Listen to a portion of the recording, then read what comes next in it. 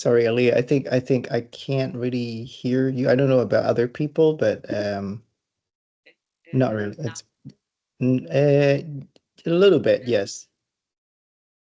did I disappear? Or, No, no. Now you're back. Your voice is back. Yeah. um, no. So I was just greeting everyone with good morning and really very warm welcome today. We're delighted to have you session and we are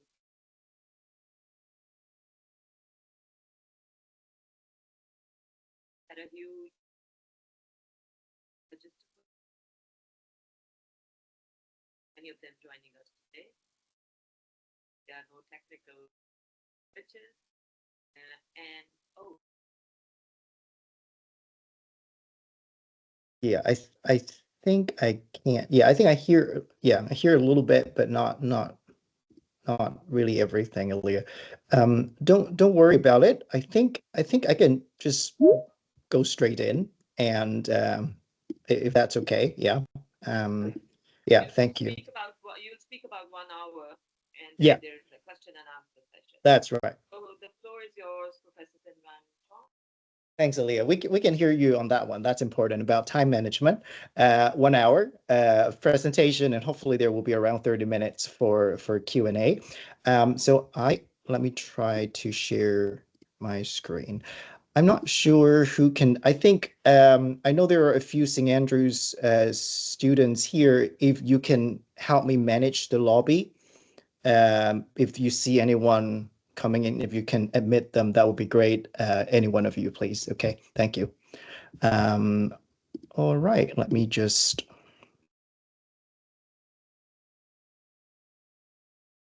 Can you see my slide? Yeah, perfect. Okay, so thanks, Aaliyah, for the introduction, and thanks everybody for joining us this morning. It's rather early, not very early, but still early in the morning, 9:30.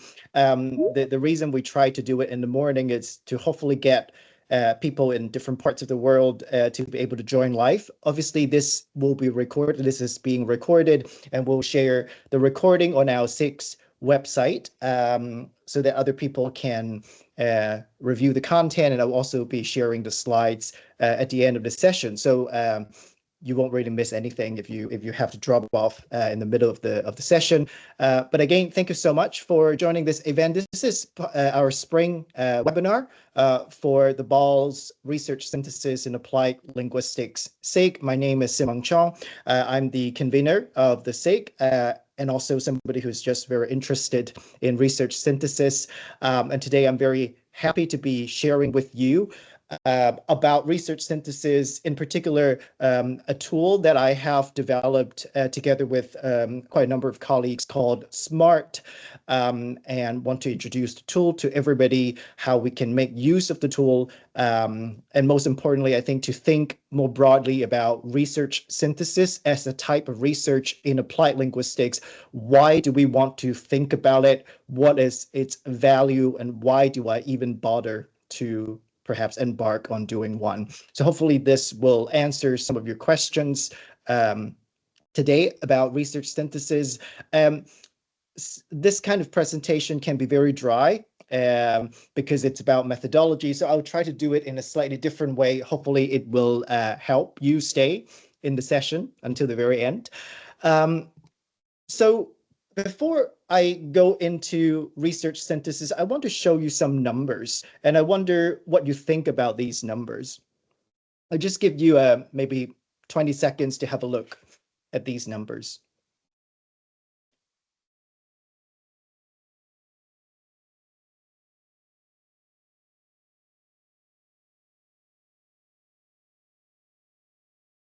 So as you can see, these are big numbers.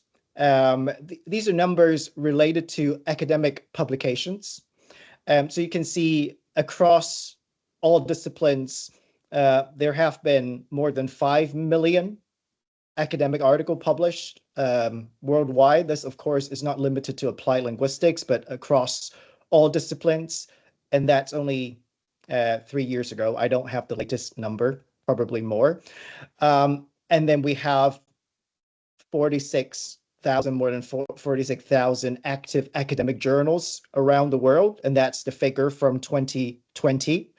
And I did a search a few days ago on Web of Science, just one research database, and it indexes over 825,000 research articles on linguistics. And what's my point here? My point here is that we've always heard people say that more research is needed. We need new angles, new insights, new knowledge, original contribution. I think these are the things that we have heard a lot as a researcher. But at the same time, I would argue that there is already a lot out there. And are we sure that we, make the best use of the evidence base that is already there? And how can we do that in a systematic and beneficial way? So my argument is, instead of thinking only on doing new studies, embarking on new research projects, I think they are very important. I think equally we should be thinking about how to make good use of existing evidence base. And I think that's where research synthesis comes in. And when we think about the term research synthesis, or in some other disciplines, it is called evidence synthesis, it can be confusing to people who are not familiar with this type of research. Because if you look at this word cloud here, these are all the terms associated with research synthesis, because research synthesis is an umbrella term that is used to describe different types of research synthesis. So you can see words like systematic review, meta-synthesis, meta-analysis, meta-ethnography, meta-narrative. So these are different types of research synthesis. So when I talk about research synthesis today, I'm not talking about a particular type. I'm talking about the umbrella term here. Um, to make things a little bit less confusing, I attempted to categorize different types of research synthesis, especially those types that I have seen in applied linguistics, and I try to categorize them into different review families. So you can see in this table that I've tried to summarize the different types of research synthesis in applied linguistics into three review families. The first family, it's called configurative review, and you also have exploratory and explanatory. So configurative reviews are syntheses that help us reinterpret or reanalyze existing information, research findings. So you can see examples like methodological synthesis, meta review, practice review, qualitative research synthesis, systematic review. These are reviews that help us bring together existing insights. And because we have more information, more insights, it helps us re-understand and re-understand how we approach a topic or how we approach a research method, for example. So that's what I call configurative review. The second type of review family, it's exploratory review, and these are usually preliminary reviews. For example, a scoping review or a bibliometric review. In a scoping review, you want to see what evidence is out there. Maybe you're working on a very niche or emergent topic. You're not sure whether there is enough out there to warrant a configurative review, for example. So you want to do a scoping exercise to see if there's enough out there and what is out there. A bibliometric review, similarly, it focuses on quantitative information, but it's also about scoping. It's to scope, popular topics, prolific authors who publish in that topic, and also maybe journals that publish that topic quite a lot. So this is the exploratory review family. The last type is explanatory review, and this type of review aims to understand the relationship between different things and the effectiveness of interventions. For example, when we think about, for example, in language education, we want to understand the usefulness or effectiveness of different educational interventions. And we want to understand the moderating factors, the variables that affect the effectiveness. And so you must have heard of meta-analysis, because this is, I believe, one of the most widely used types of research synthesis in applied linguistics. So this is my attempt to make the very messy and messy word cloud into something easier to understand and a bit more systematic. And the other thing I would like to clarify at the outset of my talk is that research synthesis is not just a literature review. It is, in a sense, a literature review because you're reviewing literature, but it's not just a literature review. It's more than a literature review. So I try to compare them here. So in terms of purpose, you can see a research synthesis or an evidence synthesis and a literature review both aim to identify gaps in the literature, what hasn't been done or what hasn't been done well that needs a bit more attention. Both are about critiquing the literature base, seeing what has been done well, what hasn't been done well. But I think research synthesis has more to offer in terms of, for example, appraising study quality. So most types of research synthesis will require researchers to assess the methodological rigor of the included studies. And I think something that is very important that sets research synthesis apart from literature review is that research synthesis aims to generate new understanding and new insights. When you write a literature review, for example, if you're a PhD student, you're writing your second chapter of your thesis, I don't think you will be thinking about original contribution in your chapter 2, but a research synthesis being a standalone piece most of the time, it has the same requirement as other primary studies that you have to offer something original. And it can be, for example, a revised conceptual framework based on your synthesis.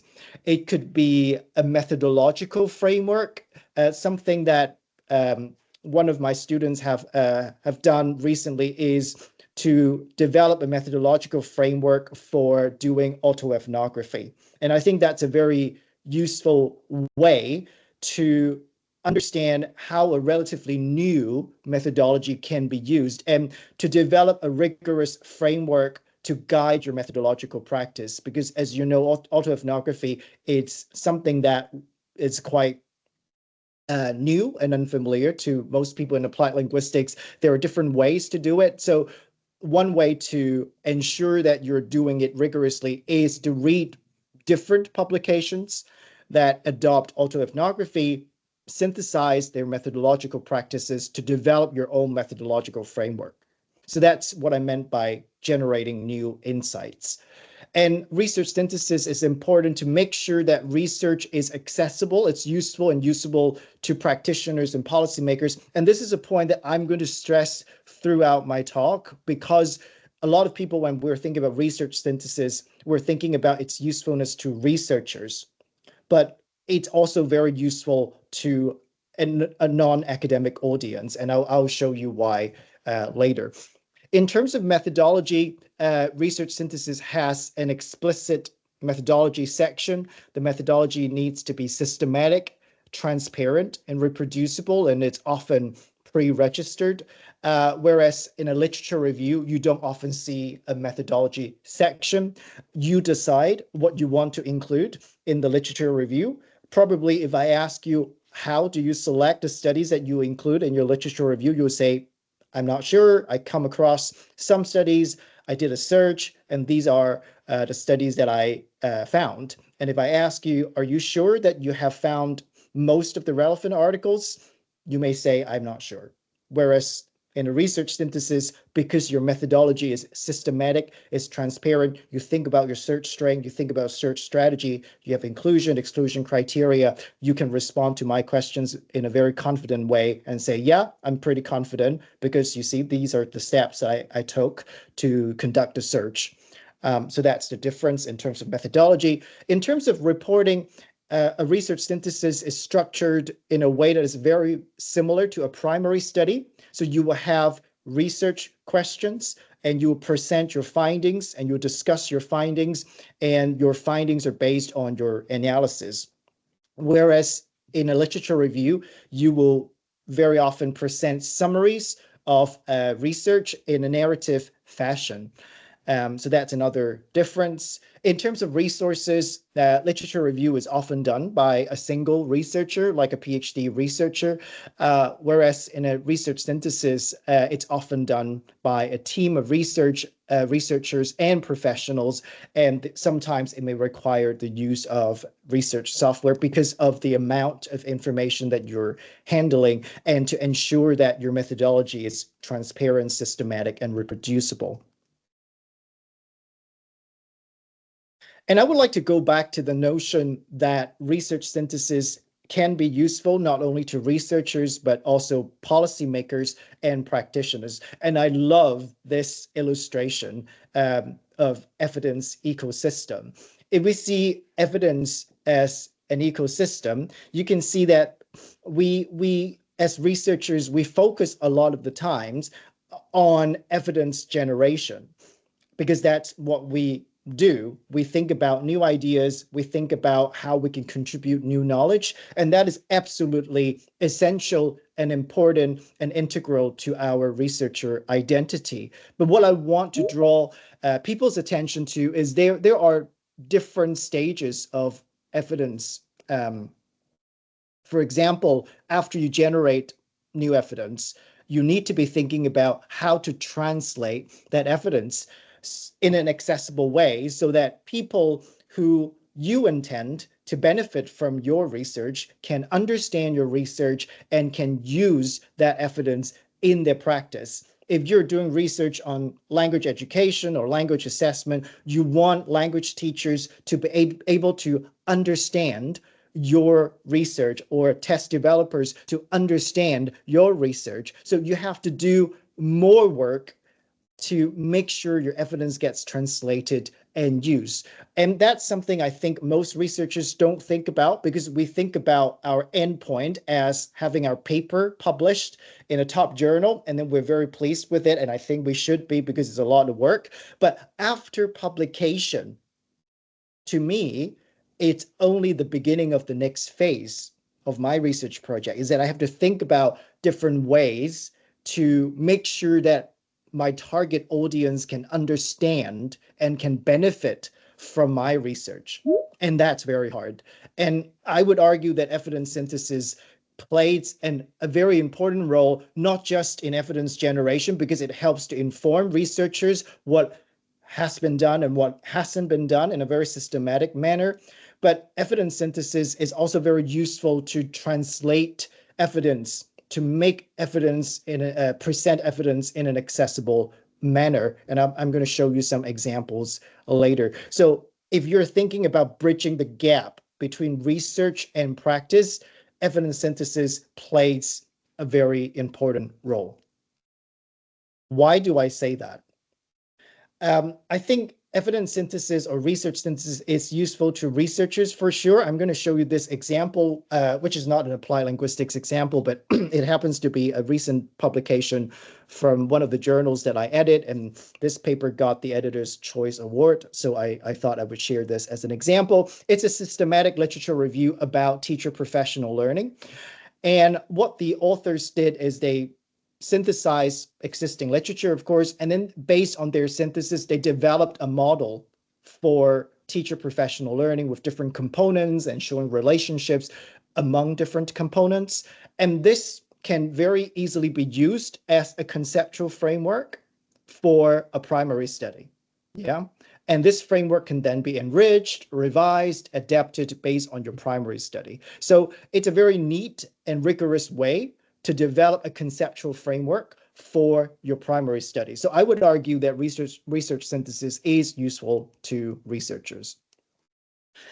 Research synthesis is also useful to policymakers who are busy, who are only interested in very high level findings. And this is a project that I'm doing for the Department for Education in England. Again, this is not an applied linguistics example, but I think it's a very interesting example. What you're seeing right now, the words are a bit small, but it doesn't really matter. But what you can see is an evidence and gap map. It's an interactive evidence and gap map presented as a web page where people can go in there and they look at hotspots and cold spots of different topics, different areas of research. So the circles that you see in the map, they represent areas that have quite a lot of research activities going on. And if you see nothing or the circles are very small, they are telling you that there aren't a lot of research activities, and the different colors represent the quality of studies in those areas. So for policymakers, it is a very easy way to get a sense of the existing evidence. And it's an interactive map. It's presented as an HTML file. So it's a web page where they can apply different filters. If they are interested in only one topic, they can filter and look at the existing studies. And another feature of this map is the potential to keep the map living, which means that I can keep adding new studies as they come out, and the map will reflect that addition. So this map can potentially be a repository, a database for people who are interested in a particular topic, not just for policymakers. Imagine if you are running your own research group and you have a map like this. If you're interested in, I don't know, translanguaging, and imagine you have an interactive evidence and gap map about translanguaging that will show you which areas have a lot of research, which areas haven't got a lot of attention. That would really inform the research agenda of your own research group. So I think that's a very powerful way to make use of existing evidence. And I would also argue that research synthesis is useful to practitioners because of the amount of information that research syntheses need to summarize. Very often, this information is presented in diagrams, in tables. So this is one example. This is a scoping review on digital game-based language learning. And one of the tables summarizes the types of digital games that have been documented in the literature. And imagine if you're showing this table to your colleagues, if you teach in a school, and you who are interested in knowing more about how to use digital games to teach languages. And instead of asking them to read 50, 60 articles on digital games, you give them this table and you say, this is a summary of most of the relevant studies on the topic, and you can see the different types, and you can see the definitions, and you can see primary studies there as well. If you're interested, teachers can go in there and they can look at the primary studies as well. So imagine that instead of asking teachers to read loads of articles, you give them a neat summary about pedagogical practices. I think that would be more appealing to teachers or to practitioners in general. So in short, the way that I understand research synthesis is that it's a type of research, it's a type of review of literature, but it's more than a traditional literature review because a research synthesis uses transparent, systematic, and often pre-registered methodology to identify, extract, and synthesize information from literature guided by research questions. And I would add that these research questions need to be relevant to not only researchers, but also policymakers and practitioners. So I hope that this gives you a basic understanding of what research synthesis is. And I hope that I've made a case to at least convince you to think about the relevance of research synthesis to your own area of research and to your own context or to your own PhD study if you're doing that. Now let's get into the methodology of it. And this is the part where I need to think a bit more creatively because very often when you attend a talk about research synthesis methodologies, this is what people will show you. They will show you the different steps, and then they will walk you through the different steps, which is fine, and I think that's very useful. But I don't think it works very well for a webinar setting. I don't think it works very well if I start to talk about every single stage, and it will take forever. I think it will work very well if it's an in-person workshop that I guide you through the steps and you're able to practice the steps. So I'm not going to walk through the steps. I will do it in another way, but I think it's useful just to show you the process at a glance, how it looks like. As you can see, it's very structured. It's very systematic, and there are different stages. Obviously, it's not as neat as this, but you can see there are stages like developing your search strategy, for example, thinking about your search terms, your keywords, thinking about your inclusion, exclusion criteria. How do you decide what to include, what not to include in your synthesis? How many databases you want to search? Is there a minimum number? Should I search on databases or should I search on journal websites? What should I do? And then it comes to screening, which means that you will look at the articles themselves and decide what to include and what not to include.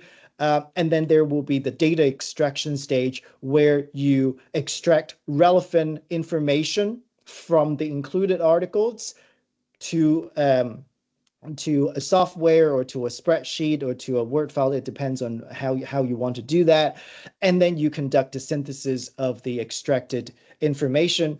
Obviously, it depends on the types of research synthesis that you do.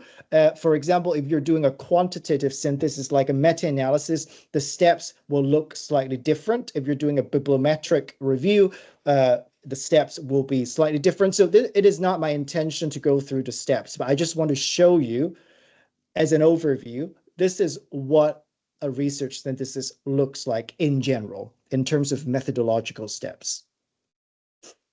What I want to do is to think of questions that I got asked often when I deliver talks, workshops, for universities around the world about research synthesis, what people ask me. And I want to answer those questions for you using the SMART tool that I have developed. So the first question that I got asked often is, how do I know which type of research synthesis is for me? Because as I mentioned at the beginning, there are so many types. If you remember the word cloud, even though I showed you 3 families, there are still 3 families. How do I know which type is for me? Is there a better type or a worse type? How should I think about it? The second question is, how do I know I have done it well? I showed you the steps, but how do I know that I've done it? For example, we often think about searching on databases. How do I know that I have done it well? In terms of coverage, in terms of being comprehensive. And the third question, to me in particular, very important, how do I balance methodological standards and the purposes and resources of individual research synthesis? Because there are methodological standards out there. You may have heard of PRISMA, which is a medicine tool, a tool for medical research or healthcare research. You may have heard of MSTAR or DARE. There are different tools out there. Do we want to just adopt those standards to the project that I'm working on, which is about applied linguistics, which is not about medicine, which is not about healthcare? Is that absolutely important for me to apply all those standards to my own research synthesis? If I have limited resources, if I have limited time, can I still do a research synthesis that is rigorous? So these are the questions that I would like to answer and for us to think about. And finally, it's, what do I have to do before and after conducting a research synthesis? So these are the questions that I got asked often, and I thought I would share my thoughts with you. And my first response to these questions is that I've developed a tool that I hope can answer these questions. And this is a tool that I've recently developed. It's a new tool. It's not a perfect tool, but I think it represents my initial attempt to respond to some of the questions that I shared with you earlier. So this is SMART, synthesis methods and reporting tool that I developed earlier this year. There's a paper that talks about it, which you can access. It's an open access paper. In the paper, you will see that I developed a 22-item checklist. And to make sure that these items are relevant to people doing research synthesis and relevant to applied linguists, I received input and comments from 24 or more academics in applied linguistics at different career stages and research synthesis specialists outside of applied linguistics. So I make sure that what I'm doing is relevant to how people practice the methodology within applied linguistics. And the 22 items represent 3 key stages of doing research synthesis: the preparation stage, the method stage, and the reporting stage. And these 22 items are underpinned by 4 methodological qualities that I call STAR, which are systematicity, transparency, accessibility, and reflexivity. And these are the 4 qualities that I will talk a little bit more later on. This is a methodology paper. It's a rather long paper. I think it's over 10,000 words, but I would encourage you to have a look at the appendix at the very least. The appendix is a checklist. It's a 22-item checklist that I produced that summarizes the content of the paper. So if you are not so interested in the elaboration or the justification or the history of research synthesis in applied linguistics, go straight into Appendix A, which will give you the checklist, which I hope is handy. Now, to answer the first question, how do I know which type of research synthesis is for me? In the SMART paper, I created this tree diagram to help you make decisions. So whenever you think about the type of research synthesis, you should start with the questions at the top there. So first of all, are you going to do a research synthesis that explores a niche or emergent or rapidly developing topic? Or you're thinking more about configuring or re-understanding or expanding our understanding of a topic? Or you're more interested in the relationship between a phenomenon and the variables, the moderators? What are you interested in? What do you think the research synthesis can do for you?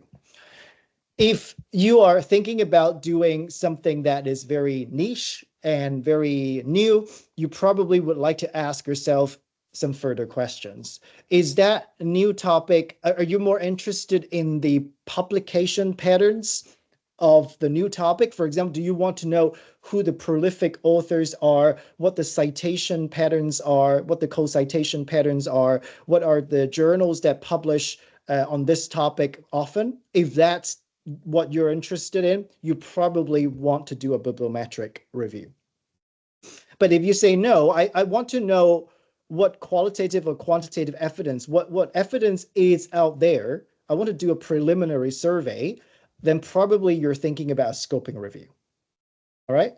But if you say, no, I'm not, this is not a new topic anymore, but I mean, it's a very well-researched topic, but I want to see if there is anything new there. I want to see if there is a new way of approaching the topic or new way to understanding the topic. Then you have to ask yourself 5 more questions. The first one is, are you interested in the research method of that topic? For example, if you're researching translanguaging, are you interested in what research methods are used by translanguaging publications?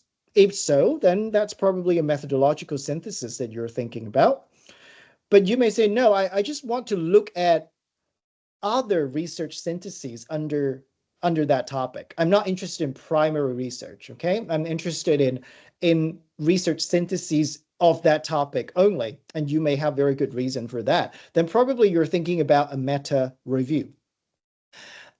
Or you're thinking, no, I'm really interested in the pedagogy because I'm trying to develop an intervention for my own study. I want to know what pedagogical practices are documented in the literature.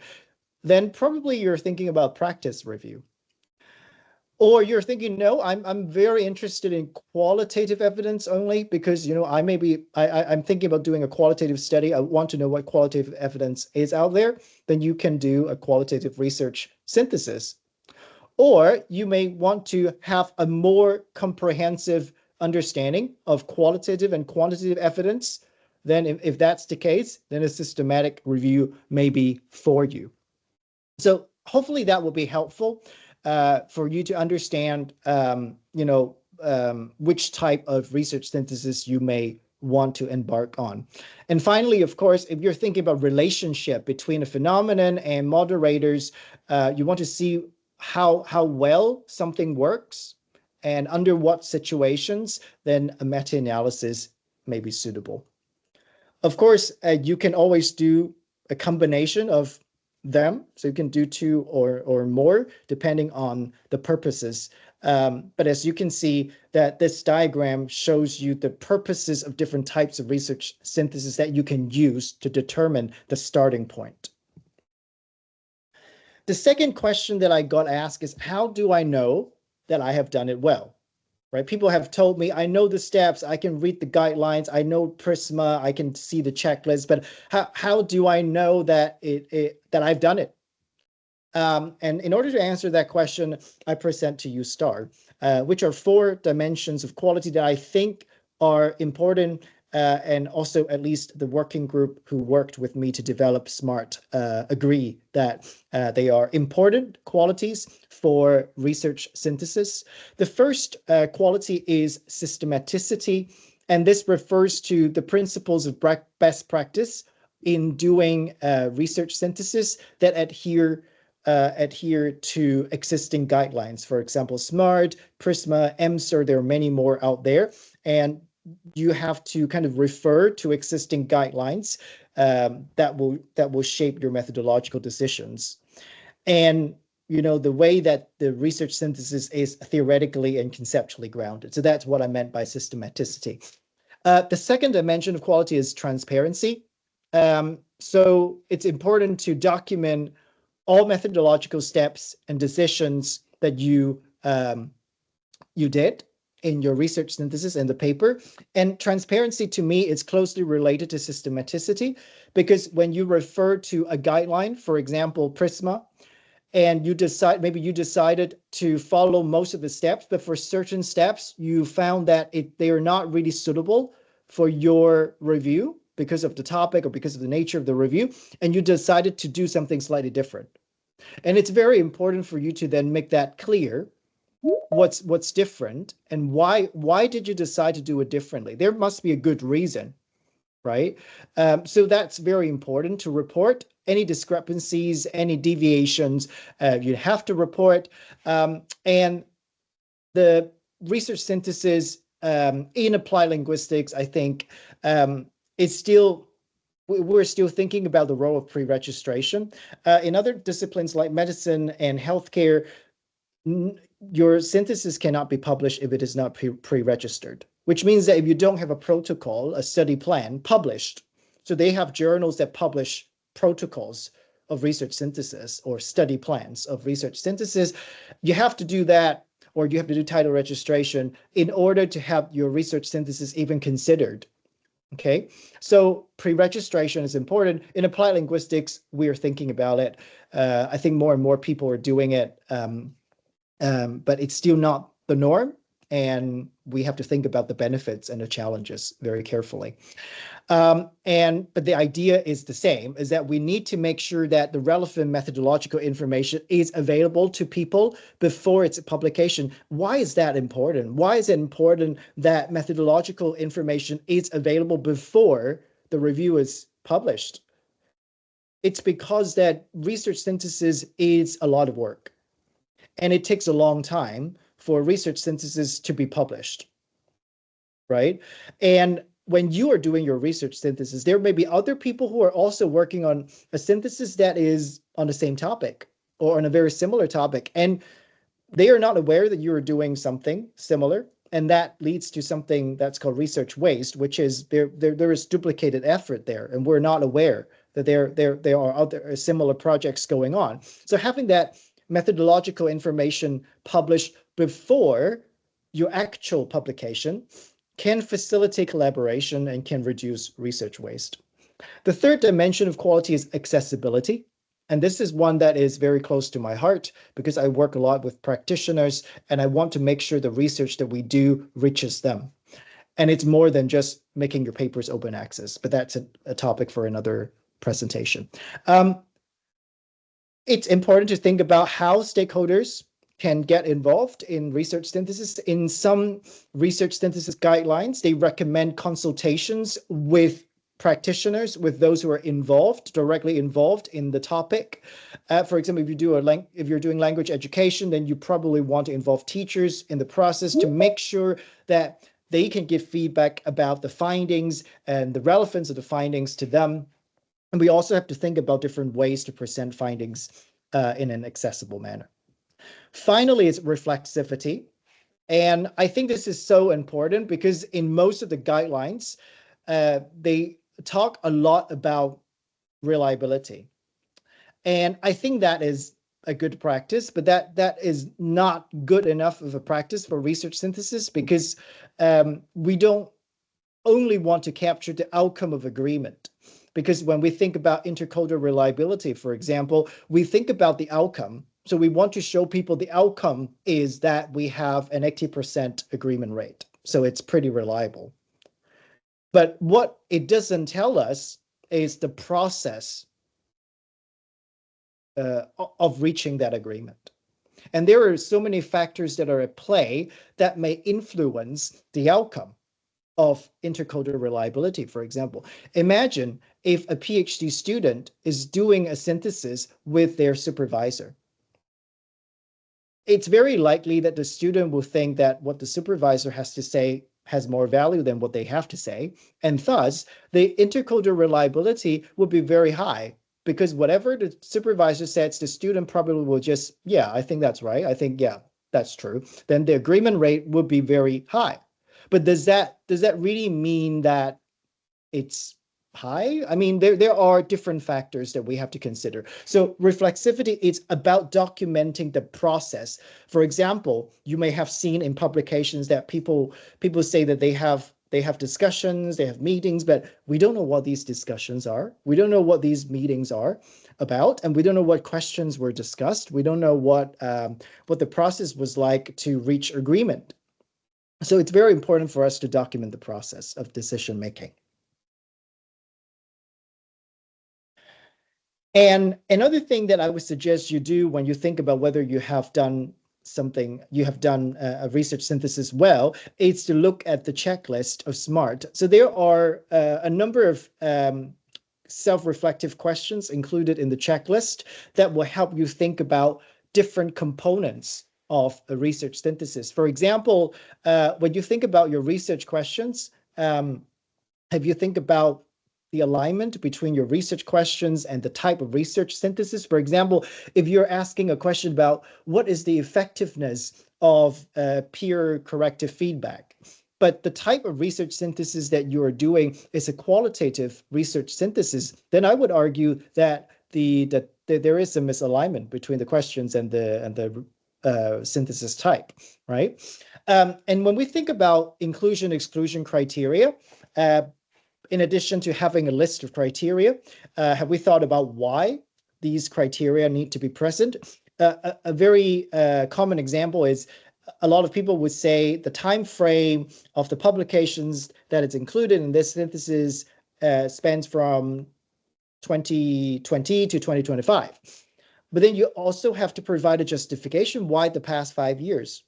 Yeah, why not the past 6 years?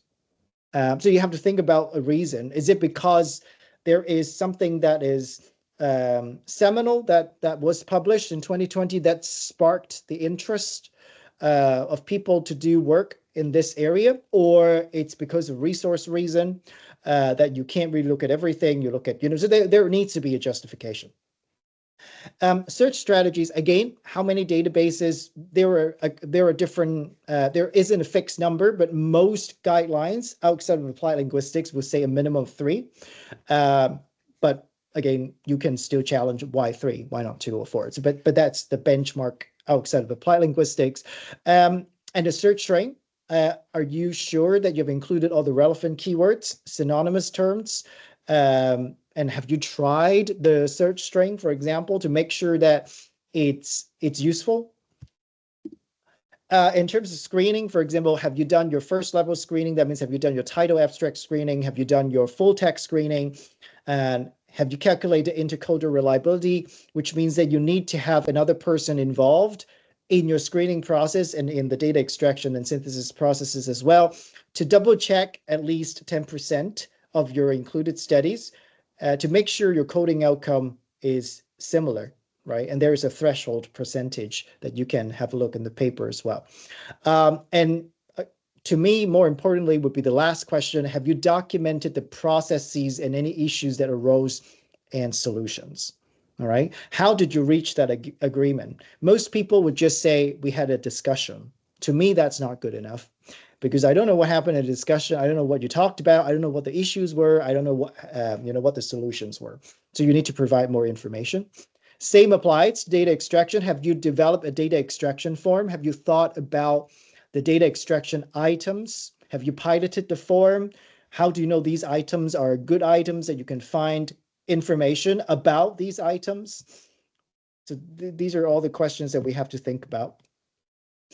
In terms of study appraisal, have you evaluated the methodological rigor of the included studies? What tools did you use? Do you know what tools are there that can assist you to assess the quality of studies? And in terms of synthesis, you have to specify an approach and a method to analyze your data. It can be quantitative, it can be qualitative.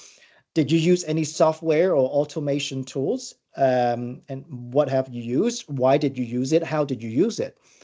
So a lot of information needs to be reported and needs to be thought about.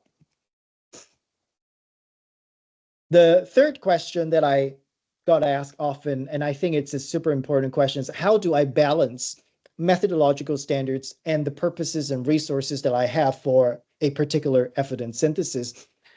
There are standards out there. There are different standards out there. Different people say different things, including myself.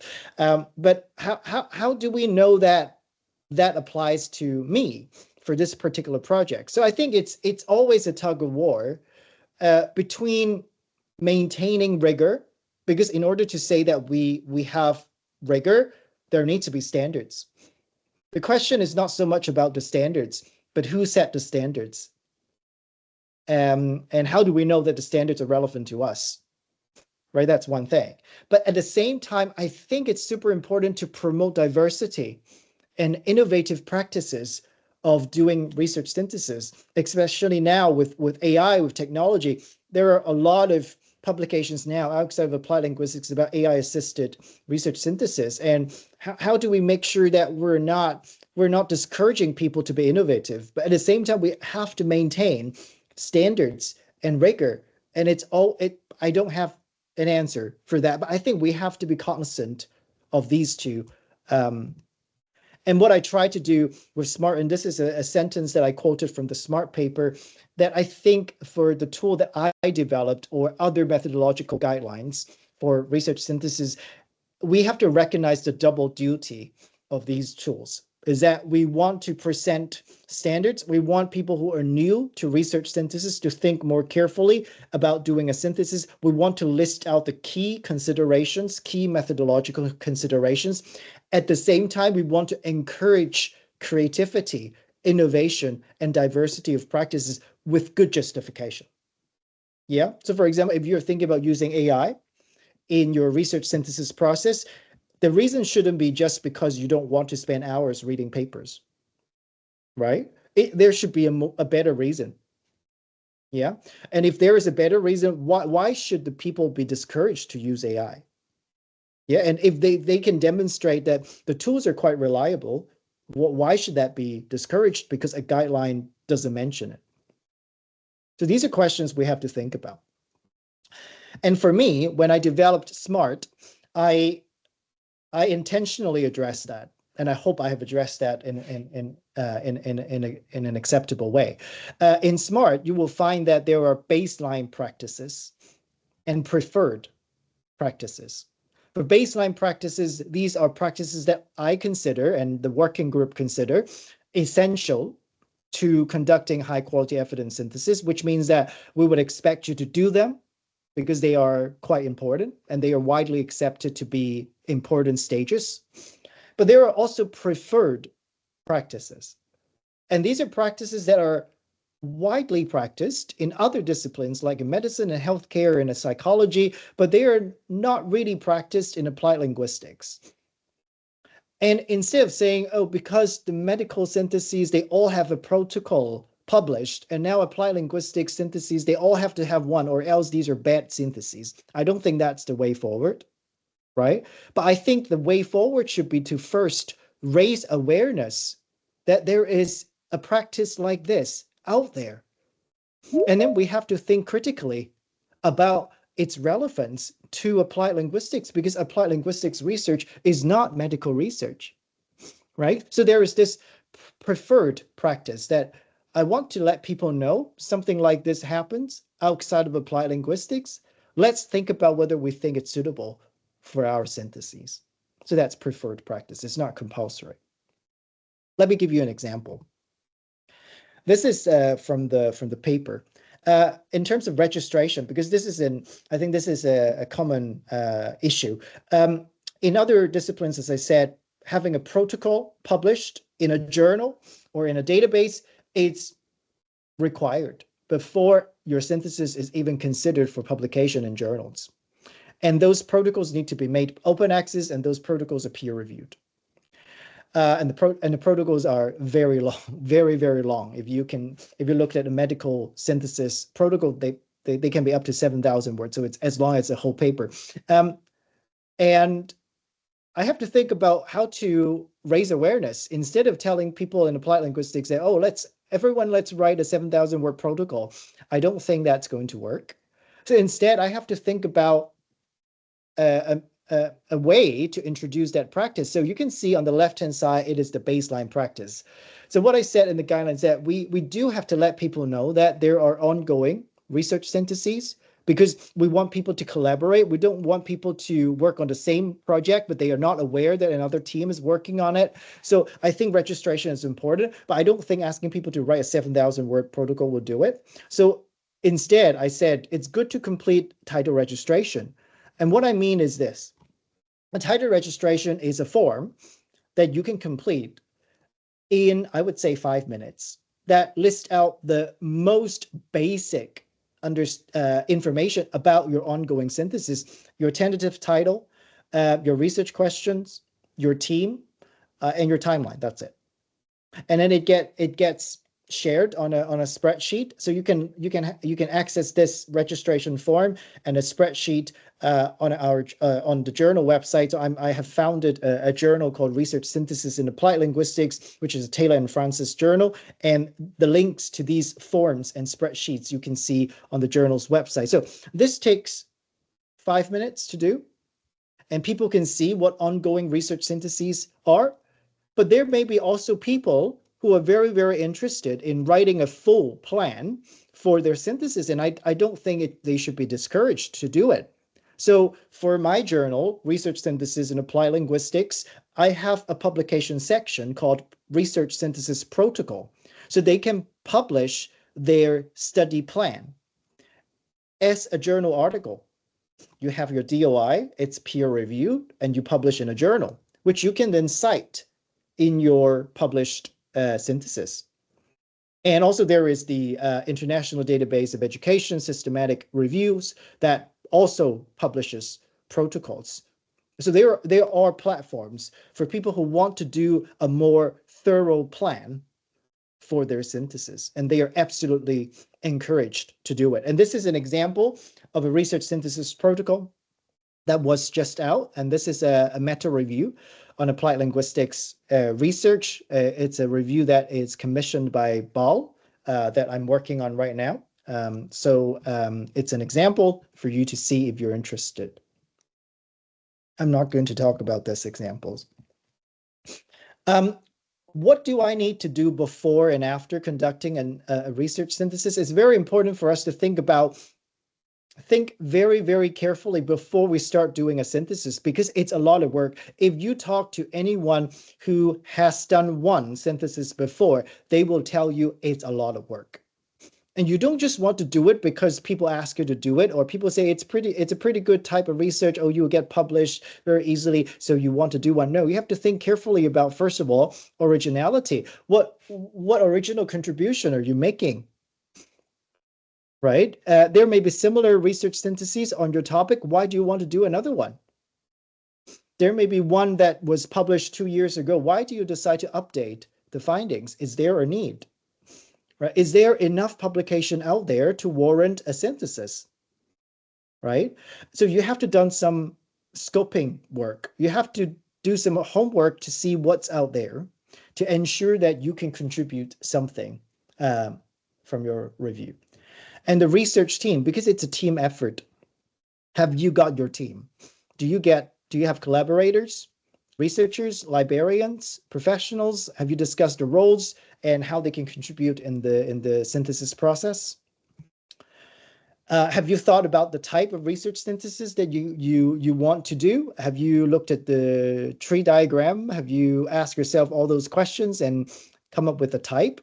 And have you tried to understand what that type of synthesis means? And registration, have you done your title registration, or maybe you have written and published a protocol? So these are the things that you have to think about. This is the title registration form that I talked about earlier. You can find a link here using the QR code, but also it's on our journal's website. And as I said, these are 4 questions for you to complete in 5 minutes. Currently, I think we started the form in January or February, I don't remember, this year when the journal launched. And we already got 19 registered research synthesis, which is, I think, very encouraging. So you get to see all the ongoing research syntheses. And if you see a similar idea, because you see the people working on the project, you can reach out to them and potentially join up, right? Or maybe because you see their research questions, if you know they're working on this area, then you may slightly tweak your ongoing research synthesis to make sure it's not duplicated. Yeah. So this is very important for us to think about this. And a protocol, this is just an example for you to see, which I have shared earlier.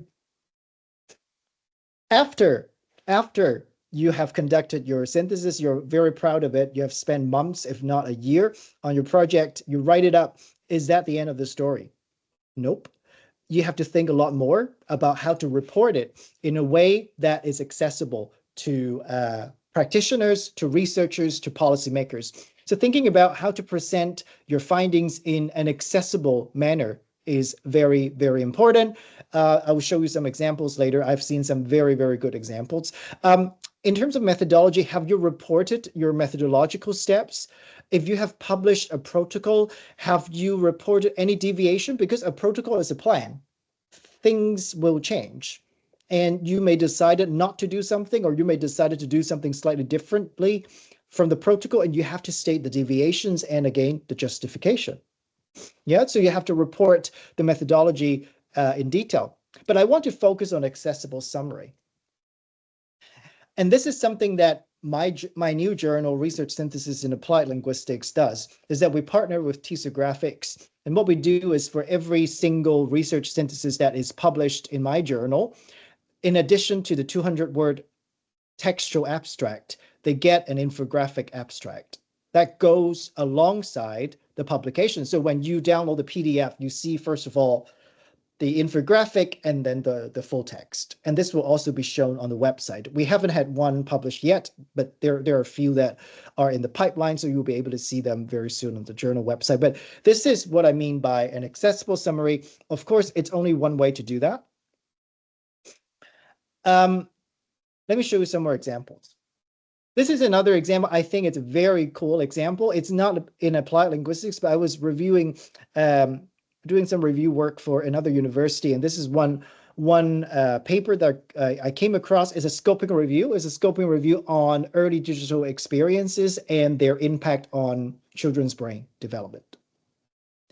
And they presented the findings, of course, in paragraphs, but they also used this very nice and catchy diagram to summarize the findings. They use a brain image and they put different studies as labels on different parts of the brain to show the impact of digital experience on different parts of the brain. And the different colors and the different shapes represent whether the findings are positive or negative or mixed or null. So I think that's a very creative way to present findings in a very reader-friendly manner. Of course, you're not able to use a brain in every synthesis, but that's an example. How about within applied linguistics? And I've always referred to this study as an example. It's a synthesis on telecollaboration in language and intercultural learning, published in Recall. It's not a new paper, but I'm always fascinated by how the authors were able to put together this conceptual map based on the synthesis. And this is a representation of all the findings that are discussed in the paper. And the authors tried to present them in a very systematic way with relationships, with different components. And this can very easily be used as a conceptual framework or as a pedagogical framework. And this is such a neat way to show people what you have done in your synthesis. And I really love this diagram. So these are some examples. And before I stop and hand it back to Aliyah, I want to end by sharing some journals that are quite active in promoting research syntheses in applied linguistics. And these are some of them, not all of them, but these are the ones that I have worked with, and I'm familiar with what they are doing. And they either have a dedicated section for research synthesis, or they have a dedicated editor handling all the research synthesis submissions. So, and they have specific guidelines for reviewers and for authors when they want to publish syntheses with them. So do check them out if you're interested in reading more examples of research syntheses in applied linguistics. And I hope that today's presentation can help you think about the value of research synthesis. Maybe it's a bit too ambitious to say that you now know how to do a research synthesis, but my humble aspiration for this talk is that you start thinking about the value. You start thinking about the relevance of research synthesis to you, to your research, to your research group, to your university, and how you can be part of that, and then read a few more examples to learn more about this type of research. So that's me. I think I'm 6 minutes over, but hopefully that's okay because we started a few minutes late. I will hand over to Aliyah. Yeah, thanks. Thank you very much. We're just 1 minute over according to my alarm. Okay, that's great. That's great. Perfect timing. But thank you so much for this excellent and insightful presentation. I would say it was very rich in content and thoughtfully delivered, and it did give us a lot to think about research synthesis. I really liked the visuals because I'm a very visual person, and I think it does have a lot of value when disseminating information and research findings to the general public, but for all ages and stages. I'm sure we have a lot of questions, and I see a lot of hands raised as well.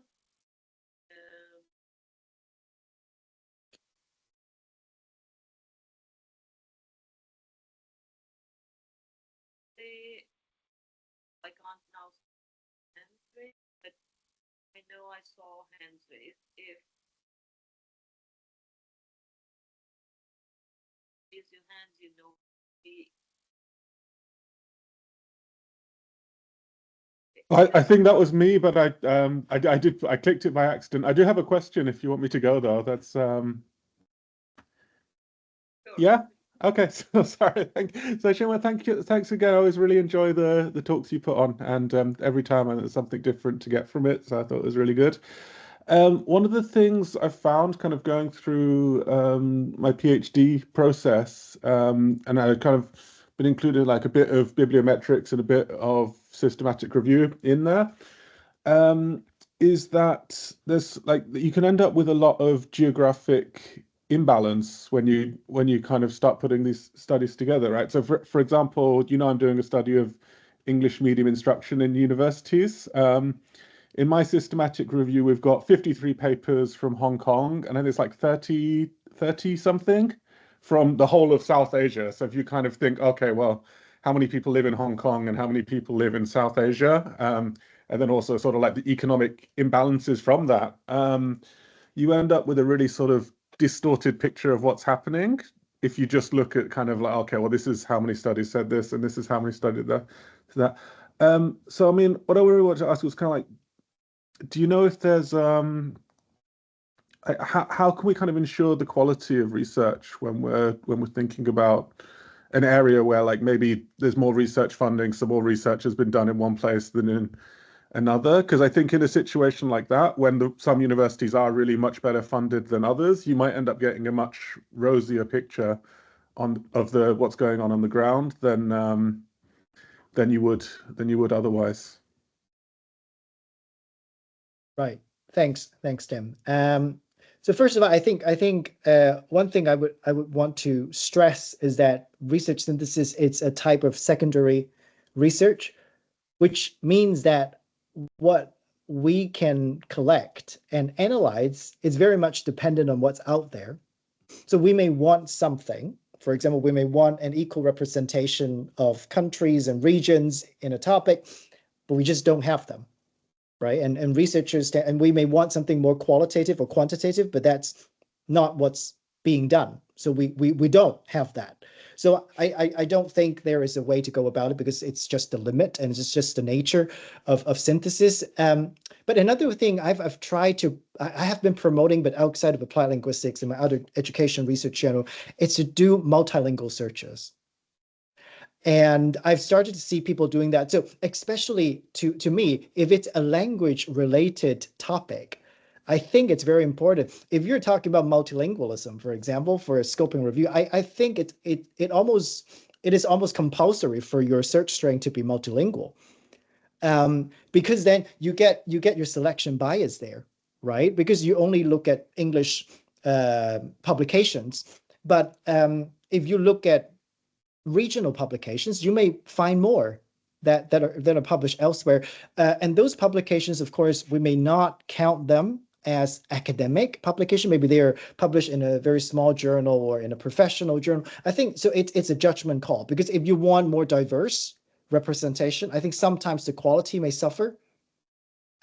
So yeah, I think it's very hard, Tim, and we're restrained by what's available out there. And that's why I think working in a team is so important. And when we think about a team, we often think about, yeah, we have subject experts, we have methodology experts, we have librarian, but I would argue you need people who speak different languages as well. And if you are doing a synthesis on a particular context, for example, I'm working with a few doctoral students on issues related to Japan, then you need people who know the education system in Japan and how to do searches on Japanese databases. And I've learned a lot from them because I have no idea about Japanese research databases. So Tim, I'm sure I didn't answer your question, but just some of my, yeah, I don't think there is a solution. I don't think you're asking for a solution, but I mean, it's an issue that we face. Thank you. Great. I mean, this was a great tip to use multilingual searches. I did not think about it. I do different kinds of searches, but I did not think about it. Thank you. We have two questions, one in the chat, and this is Linda Taylor, and she says that, apologies that, no, sorry, it was up this one, which is from Pauline, and she says, if I've already published my book in IDESR, can I publish it in your journal instead? Yes, of course. Yeah. So for research synthesis in Applied Linguistics Journal, we accept any research synthesis submission. And you can have your protocol registered anywhere else in the world. It doesn't matter. It doesn't have to be our journal. But it's a recommended practice for your synthesis to have a protocol. So yes, Polina, of course, you're most welcome to do that. Polina, if you have any follow-up questions and you'd like to unmute. We have another question from Professor Azzi. Would you like to unmute?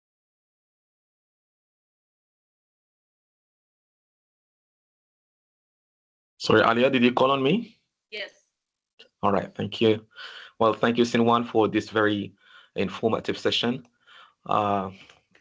Actually, I've got many questions. I'll focus on one about recruiting the team members.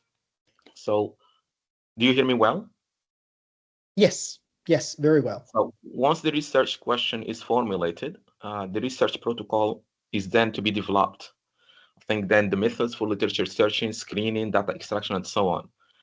My question is about how do you recruit team members? I mean, what qualities are you looking at when you recruit team members?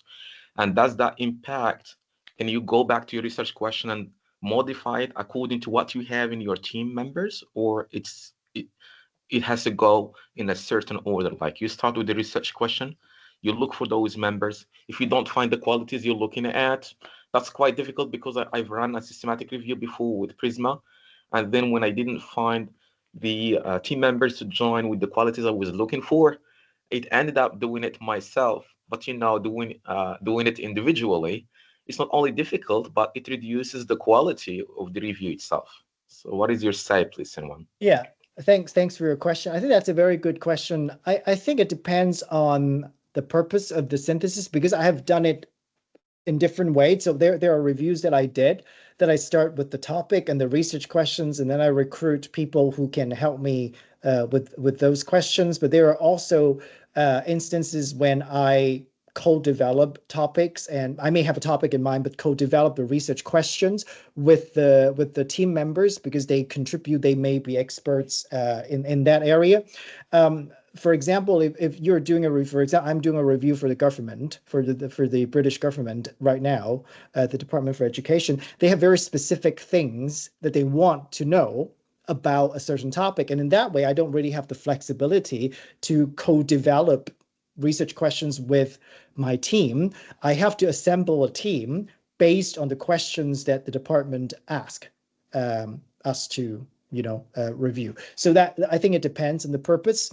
I think sometimes it's very hard to find the people you want, and that's why I've been encouraging people to do title registration or to do to publish a protocol, because when you look at ongoing reviews, it's more likely that you're able to find people that are working in the same area, and you can then approach them and have a collaboration. So that is how I see a lot of people working together right now.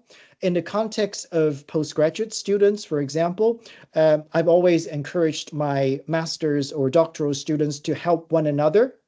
So they may not work on exactly the same topic, but maybe the students, they are all doing their own syntheses, and it makes perfect sense for them to group and join up and to help one another. I think that's another way to do that.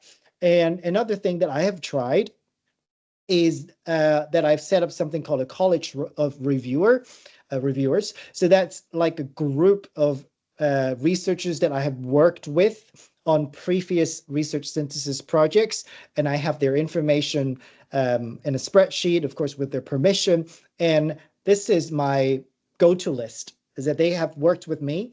I know them, I know their personality, I know their area of expertise, and I call on them whenever I have a project, instead of doing an open recruitment, because sometimes that doesn't work, because it takes a long time and you have never worked with those people. So yeah, it really depends on the purpose of your review. But I acknowledge, I think I share the same frustration sometimes when it comes to assembling a team.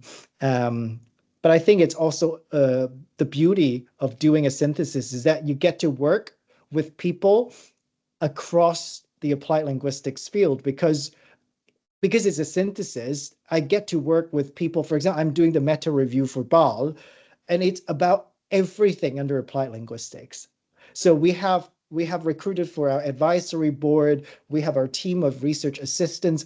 I get to work with people in corpus linguistics, in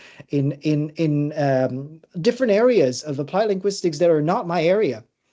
And I find it very enjoyable, and it's a privilege to learn from other researchers. So it's a challenge, but I think it's also the part that I enjoy the most when it comes to doing a synthesis.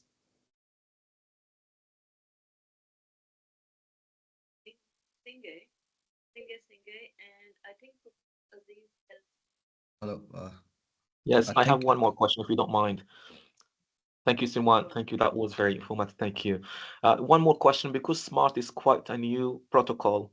I didn't join from the very beginning. I don't know if you mentioned some exemplary work that we can really read and get informed from, like some work that illustrate best practices for the SMART.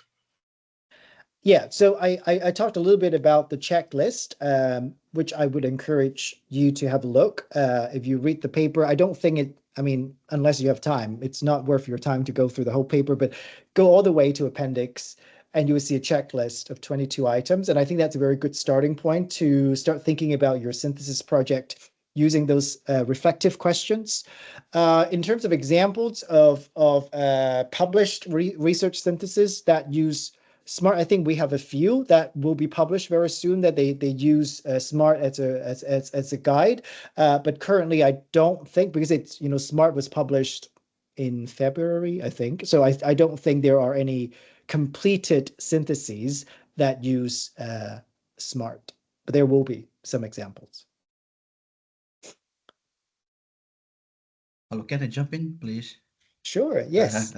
Thank you very much, Yes. Professor Singh, for your wonderful presentation. I've attended the past few sessions of your on synthesis. So I have a few questions on extracting data and synthesizing qualitative data. So I'm currently in the process of conducting a qualitative research synthesis. I'm a bit confused with extracting qualitative data. So what's your take on that, and especially using only raw data or interpretive data or both? Both. So can you give some ideas on that one? And another one is in terms of synthesizing qualitative data. So I've seen lots of your papers have used grounded theory, and other people use like a meta ethnography. But I thought of using thematic analysis. Is it possible? Can I use thematic analysis also for synthesizing my qualitative data? So these are Yeah. my two questions. Thank you.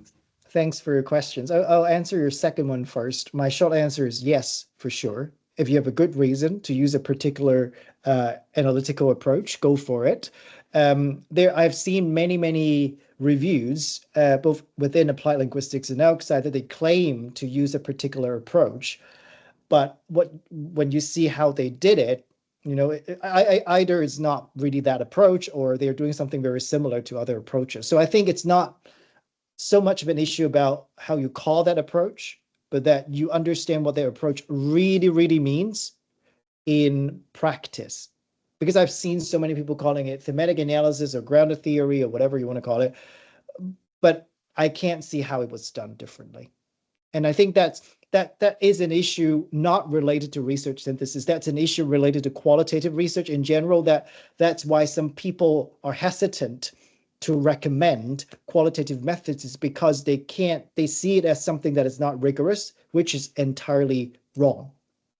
I think we have to do a better job as qualitative researchers to carefully document the processes of analyzing qualitative data. So if you think thematic analysis, it's a better fit than grounded theory, for example, go for it, explain it, and show people how you did it.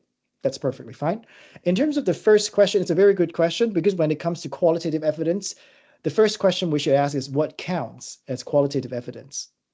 Do you mean the researcher's interpretation of the raw data? Or do you mean the raw data, like interview quotes? Or do you mean both? Right? So my answer is it can be all of them, but you have to be consistent. The ideal is that we only look at the raw data, right? Because we don't want the researcher's interpretation. We may really want to look at the participants' experiences. But the reality is that the raw qualitative data are often not available, right? You may see some quotes, sentences in the paper, but that's it. In terms of the entire transcript, it's still not a norm for us to share that raw data. And that's why I think that open, the idea of open science and open scholarship has a lot to do to improve the quality of synthesis, because the more we get access to the raw data, the more we can do with the data available. So I would say you can do it in different ways. You can look at interpreted data. You can look at interpreted data and raw data, and you can look at raw data only. But you have to make it very clear. And again, it always comes back to justification. Why do you choose only to look at researchers' interpretation only? Because that can be a big limitation. But maybe your justification is, because based on the included studies, I don't see a lot of raw data included. And so, the only thing that you can do is to look at interpreted findings. And that goes back to what Tim said in his question. And my response to that question is that a lot of the things that we can do when it comes to research synthesis is very much restricted by what's out there. So we can say that we want to do it better, but sometimes we can't because there is not enough information in the primary studies. And it's not a criticism. I'm just saying that's a matter of fact, that's the constraint that we have to acknowledge. I hope that helps. Thank you. I was for a short time kicked out of Teams, so I'm not sure if Singe's question has been answered.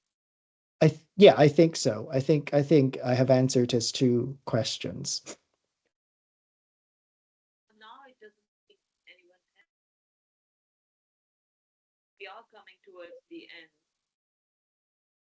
I'm sure many people will have a lot of questions and will be contacting you about research and applied linguistics. I am sure I have a lot to ask you as well.